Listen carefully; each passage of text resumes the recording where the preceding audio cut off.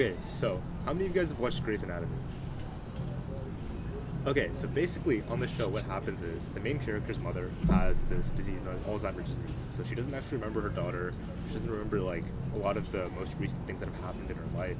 So she keeps on trying to relive her like old memories and like acting basically as if like she was younger than she actually is, like back in her doctor days. Mm-hmm. And so it got me thinking, Alzheimer's disease starts to affect more and more people, especially these days where people tend to live longer, need better medicine, better just treatments, compared to maybe like 30, 40, 100 years ago. And so I was thinking, how can we better diagnose Alzheimer's? And so I was reading up on how we can actually diagnose Alzheimer's through the eyes, which is really cool because like you wouldn't expect the eyes to have any correlation with these neurodegenerative diseases, whether it be Parkinson's or Alzheimer's. And so I was reading this paper on retinal imaging in Alzheimer's disease. What was it called? Retinal imaging in Alzheimer's disease? Okay. Yeah. I think that's interesting because Alzheimer's disease is like a neurodegenerative disease, and our central nervous system, like our brain and our spinal cord, our eyes are the only thing on the surface that we can see that actually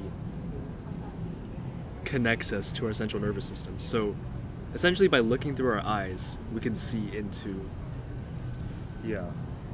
For Alzheimer's disease, it's not as... I wouldn't say it's common, but it's not as easy as with like Parkinson's disease, because Parkinson's disease is like affects motor function, and so with Parkinson's you can look at these things called saccadic eye movements, which are like the rapid eye movements, like when you're reading text across the screen. And So it's easier to diagnose. Yeah, so it's easier to diagnose just by looking at the eye movements. But with Alzheimer's, you have to actually look at like the underlying structure of the retina and of the eye, and so there's these imaging techniques known as like optical coherence tomography. Which help to actually look into the retinal like vasculature of the eye, and so from that there are biomarkers that have been identified to see, okay, this patient has Alzheimer's disease versus this patient is like a healthy patient and not at risk for Alzheimer's. So that's basically just based off of the vessel densities within like the image. I mean, that makes sense, like Alzheimer's disease affecting the brain, so the vasculature and neuronal structure would be modified, and then by imaging our eyes and looking actually into our central nervous system from a visual perspective, you see these differences and you can get a pretty confident diagnosis. Exactly. Mm-hmm. And I believe like how they linked the Alzheimer's being a brain disease to the eye was just through, so basically Alzheimer's is characterized by this buildup of the tau protein, right? It amalgamates and creates like these huge chunks of also this like amyloid beta plaques, these like neurofibrillary tangles, which is what actually cause Alzheimer's and all this memory problem, dementia. And so they actually identified the buildup of tau proteins and amyloid beta deposits in like, the vessels within the eye, which is how they like looked at, okay, maybe there is a link between the eye and Alzheimer's. Because I believe like they were talking about how back in like just like 20 years ago, back in 2000, there were 0 papers out there linking retina and Alzheimer's disease, like research on PubMed. And then like maybe like 11 or something like that. There was like 7 or like barely any. And then like 2019 there were 1,000 or like 2,000. So like just in a short period of time, people have identified, okay, there is a link between the eye and the brain. And so, yeah. I don't know, it's pretty remarkable because it can kind of be used as an early marker for the onset of the disease, right? So rather than it progresses super quickly and then it shocks like the whole family if they have to deal with this now and find a home or adjust their lifestyle in any way, it's kind of like you can prep for it better. Yeah. Especially because when Alzheimer's gets worse and worse, like it starts to affect people's families and relationships. Like Isabel was saying how much saw this video where his mother couldn't even remember her own daughter. Yeah. And there's like a lot of cases like that where like it's really sad to see like someone's parent not being able to remember them, or like maybe getting even upset at them for like calling them their mom or dad or whatever. It's like quite heartbreaking. And it's not simply just preparation. Like we get this early diagnosis and they're like, oh yeah, we're ready for Alzheimer's to set in. If you diagnose it early, you can actually help to treat it or like take countermeasures. Right. So like train your brain more, because the more you use it, the more you counteract these. And there are drugs available out there for treating like mild to moderate Alzheimer's. I think there's even one to treat more severe cases, but obviously it's not as effective as the disease progresses. It's more effective when you catch it earlier on. So Yeah. the earlier we catch it, the more treatment options there are, the better families can prepare for it. And delay the progression. Yeah. Even if they can't completely stop it, at least being able to delay the progression further to have, so someone can have more time with their family Mm-hmm. and the people around them. Especially when you consider like the early stages of Alzheimer's. A lot of times you can get it explained away like, oh, I'm getting forgetful these days with my old age or whatever. Mm-hmm.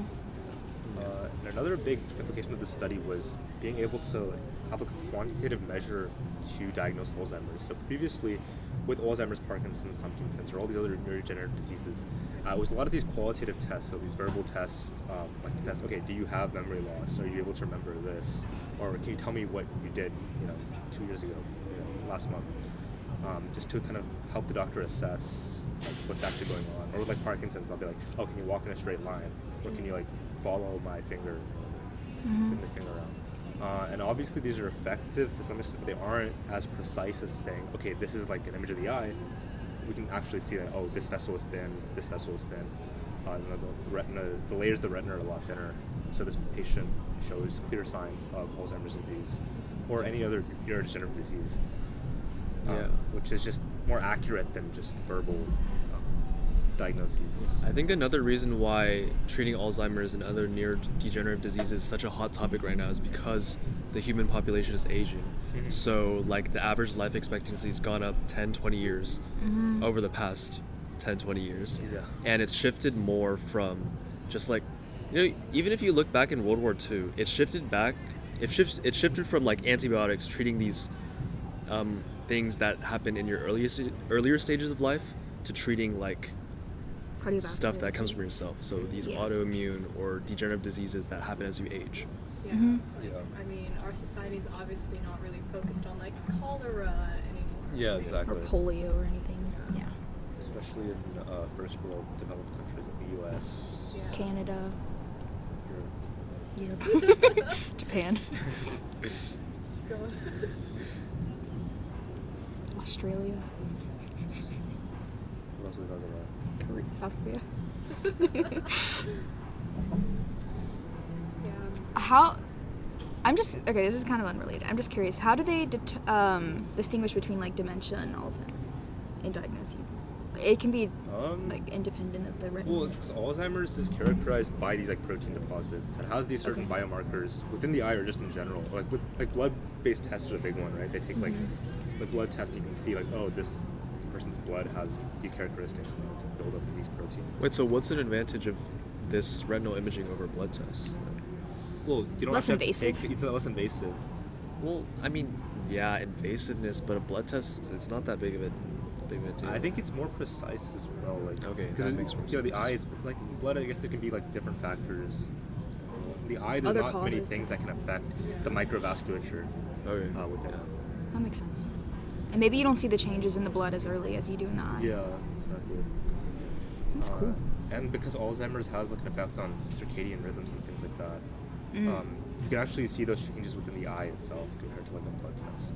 So that's just an alternative approach to diagnosis. Is it expensive to get the retinal exam?